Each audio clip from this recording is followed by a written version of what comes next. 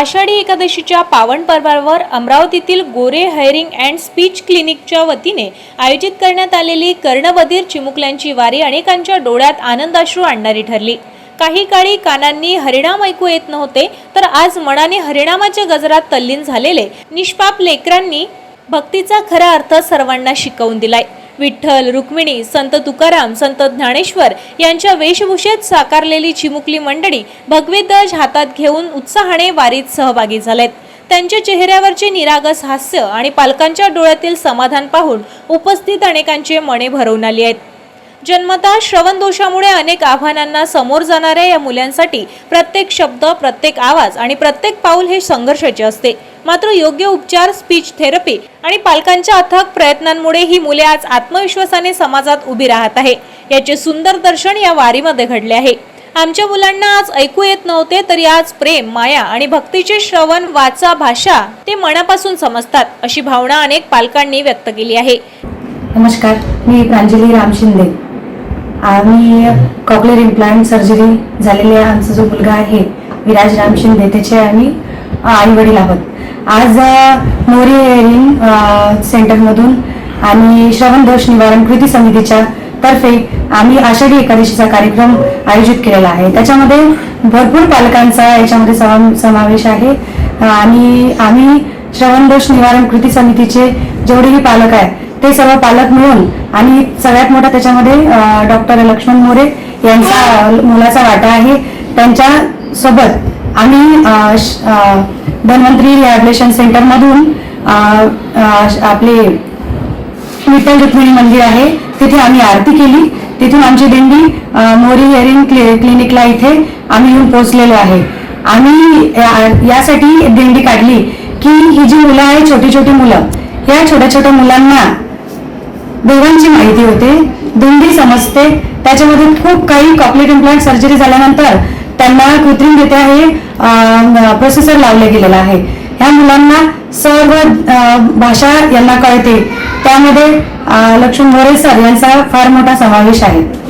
आज सर्वांना आषाढी एकादशीच्या खूप खूप शुभेच्छा।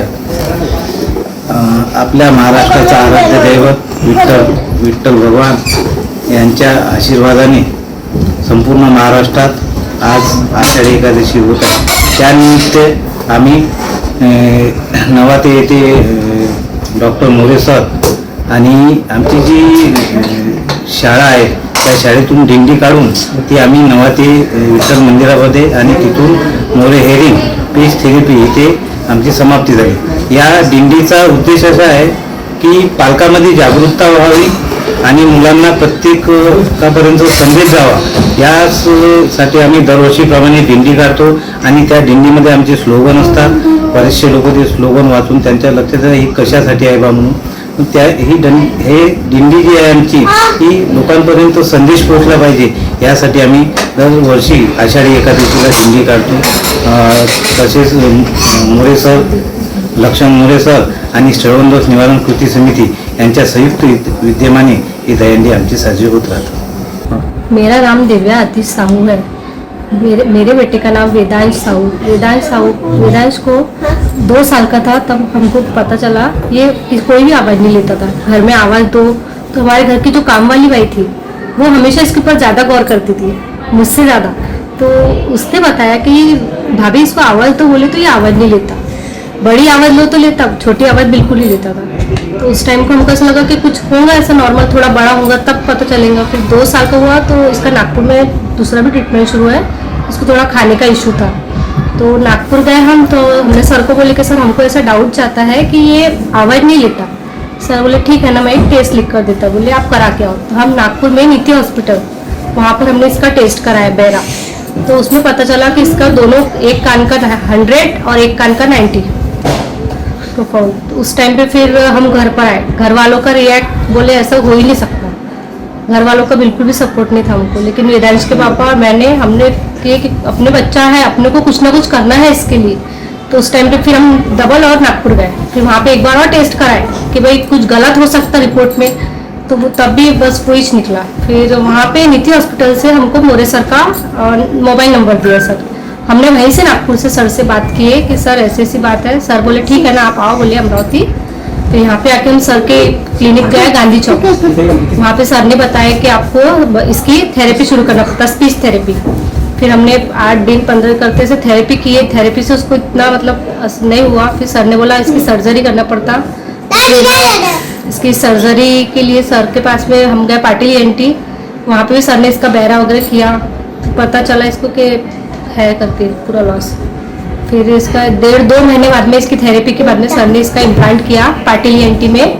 तब मोरे सर और पाटिल सर उन सब ने मिलकर इसकी सर्जरी की।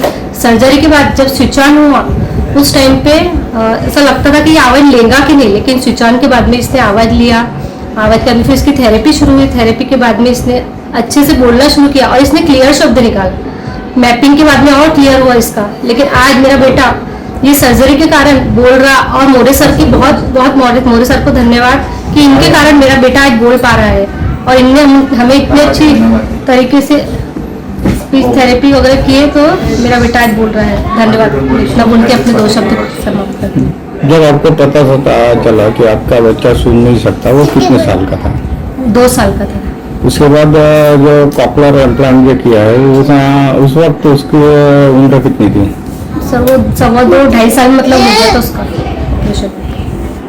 अभी क्या लग रहा है आपको? सर वो अब पूरी क्लियर ब्रेलर लिया है उसने। स्कूल वगैरह भी नॉर्मल स्कूल में भी डाली तो अब पूरी भाषा क्लियर करता है। अभी स्पीच थेरेपी आपकी चालू है? नो सर, हो गई 2 साल की है स्पीच थेरेपी। उससे उसकी भाषा पूरी क्लियर हो गई है। और अब वो आपल्या लेकरांनी विठ्ठलाच्या वेशात वारीत सहभाग घेतल्याचे पाहून अनेक पालकांच्या डोळ्यात आनंदाश्रू सुद्धा तरळले।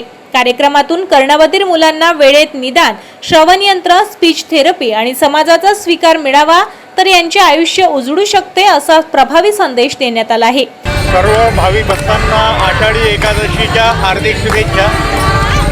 आज आषाढी एकादशी, या आषाढी एकादशीच्या निमित्तानं आज कर्णबधीर शाळेच्या मुलांची वारी ही निघालेली आहे।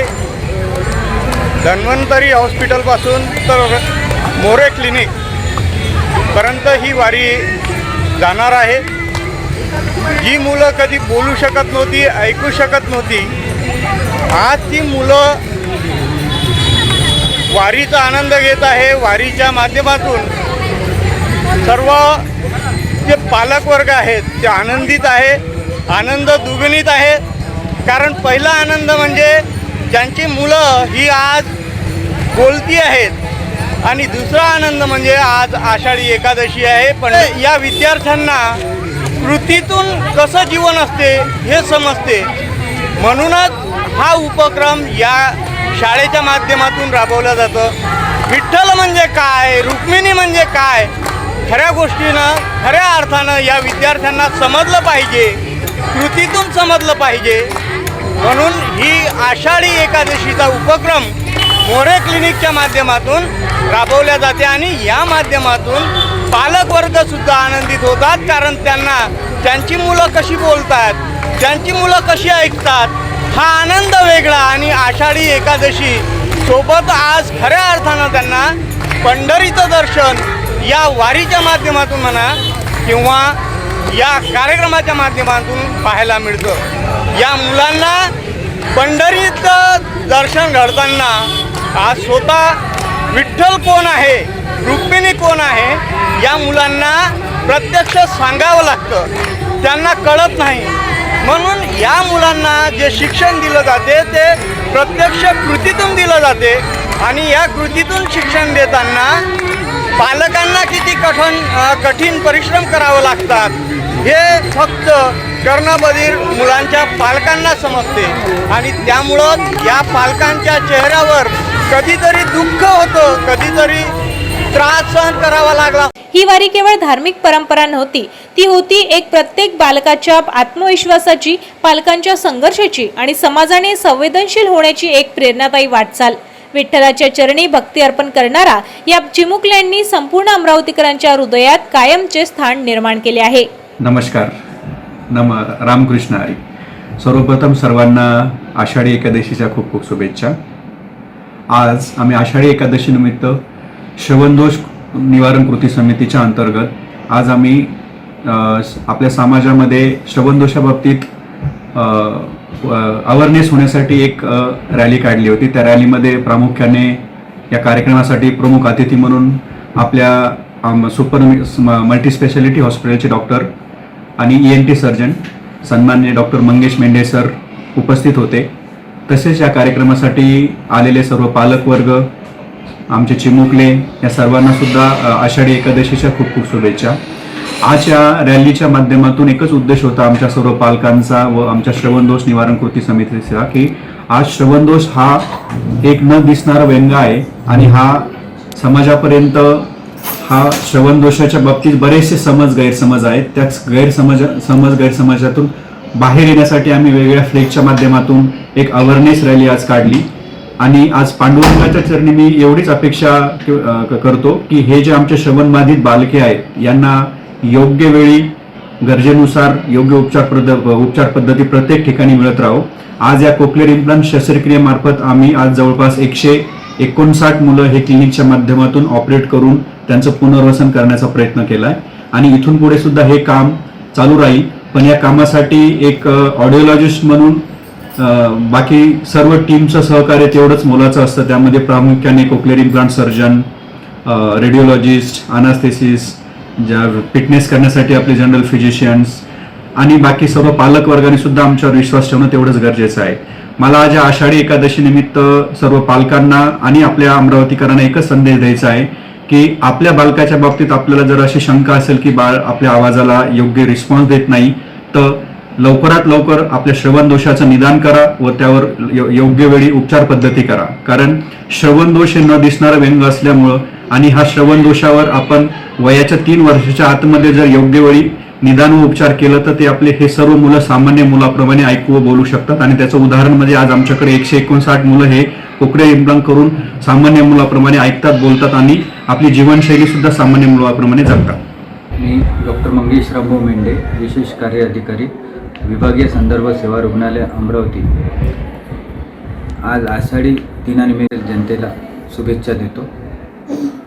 तसेच हा जो प्रोग्राम आज आषाढी एकादशीचा घेण्यात आला मोरे हेरिंग अँड क्लिनिक सेंटरकडून Shri Laxman More audiology speech therapy यांनी हा प्रोग्राम राबवलेला आहे.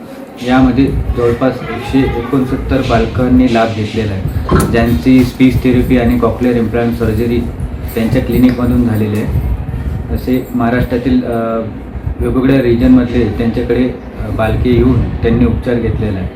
आणि वाखाणण्याजोगी गोष्ट आहे की श्री लक्ष्मण मोरे हा प्रोग्राम खूप सुंदर प्रकारे पुढे नेऊन राहिलेले आहे. आणि कॉक्लिअर इम्प्लांटचं म्हणणं म्हणजे असं आहे की जे जन्मदात मुलं असतात कर्णबधिर, ज्यांना ऐकू येत नाही, त्याची पुरी तपासणी केली जाते. त्याच्यानंतर तो पेशंट फिट आहे की नाही सर्जरीचं हे बघितले जाते. तर जवळपास विभागीय संदर्भ सेवा रुग्णालय येथील मागील 1 वर्षापासून त्यांनी शस्त्रक्रियाचं मोहीम जी सुरू केलेली आहे, त्यामध्ये आपल्याला जिल्हा रुग्णालय, जिल्हा निधी, अमरावती जिल्हा विकास आराखड्यातून जवळपास 50 लाखाचे अनुदान हे मिळालेले होते कॉक्लिअर इम्प्लांट घेण्याबाबत.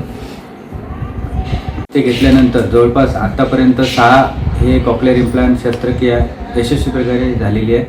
आणि याच्यात योगदान सगळ्या विभागाचं आणि डिपार्टमेंटमध्ये सगळे, तसेच माननीय वैद्यकीय अधीक्षक डॉक्टर अमोल नरोटे सर आणि आपले जिल्हाधिकारी श्री आशिष हेरेकर सर, तसेच पालकमंत्री श्री चंद्रकांत बावनकुळे सर, तसेच सिव्हिल सर्जन डॉक्टर विनोद पवार सर आणि न्यूरो डिपार्टमेंटमधील सगळे ॲनेस्थेटिक आणि स्टाफ हे सगळ्यांच्या सपोर्टमध्ये हा कार्यक्रम हा यशस्वी प्रकारे झालेला आहे आणि पुढेसुद्धा चालू राहील.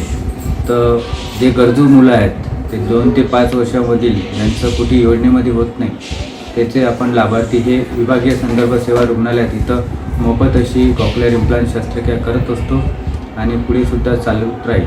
आणि याचा लाभ गोरगरीब बालकांनी घ्यावा आणि पालकांनी घ्यावा.